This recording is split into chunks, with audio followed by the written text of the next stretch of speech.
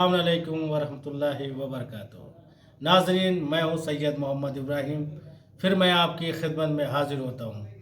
आप मेरे खुरासानी चैनल को लाइक करें, सब्सक्राइब करें, बेल आइकन घंटी को प्रेस करें। शुक्रिया।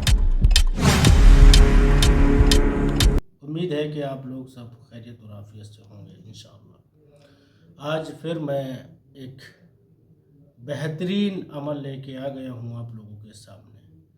हर मुश्किल का हल फौरी, चाहे वो किसी भी एतबार से हो, और उसका मुश्किल का हल फौरी आपको उसका रिजल्ट अच्छा दिखाई देगा। आपको करना क्या है, शब जुमा से पहले क्या करना है कि पहले गुस्ल करना है।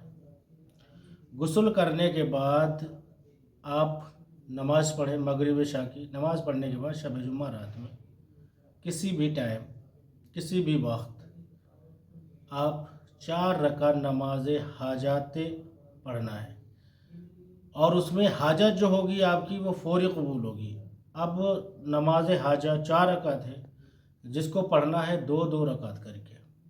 पढ़ने का तरीका क्या है? पढ़ने का तरीका यह है, पहली रकात में सूरे अल-हम्द के बाद 100 मरतबा पढ़ना है, उफ़व्विदु अमरी इलल्लाह इन्नल्लाह बसीरुम बिल इबाद।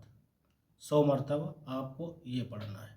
फिर उसके बाद में दूसरी रकात में सूरे अल-हम्द के बाद 100 मरतबा पढ़ना है, नसरुम मिनल्लाह व फतहुन करीब। ये 100 मरतबा पढ़ना है। तशहुद व सलाम पढ़ना है।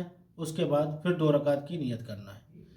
2 रकात नियत करने के बाद फिर इसी रकात में सूरे अल-हम्द के बाद 100 मरतबा पढ़ना है, अला इलल्लाह तसीरुल उमूर।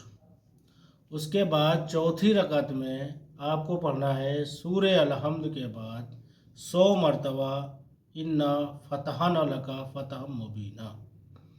अब उसके बाद तशहुद व सलाम पढ़ना है। पढ़ने के बाद तस्बीह हज़रत ज़हरा पढ़ना है। उसके बाद पढ़ना है गुफ़रान का रब्बना व इलैकल मसीर। इसको भी 100 मरतबा पढ़ना है। उसके बाद आप सजदे में चले जाएं। सजदे में जाकर 100 मरतबा पढ़ना है, अस्तग़फिरुल्लाह व अतूबु इलैह, अस्तग़फिरुल्लाह व अतूबु इलैह। आप इसको पढ़ना है। पढ़ने के बाद फिर अपनी दुआ को खुदा के सामने आजिज़ी के साथ रो कर आपको दुआ मांगनी है। इंशाअल्लाह ये नमाज ऐसी है कि फौरी आपकी दुआ मुस्तजाब हो जाएगी। खुदा बंदे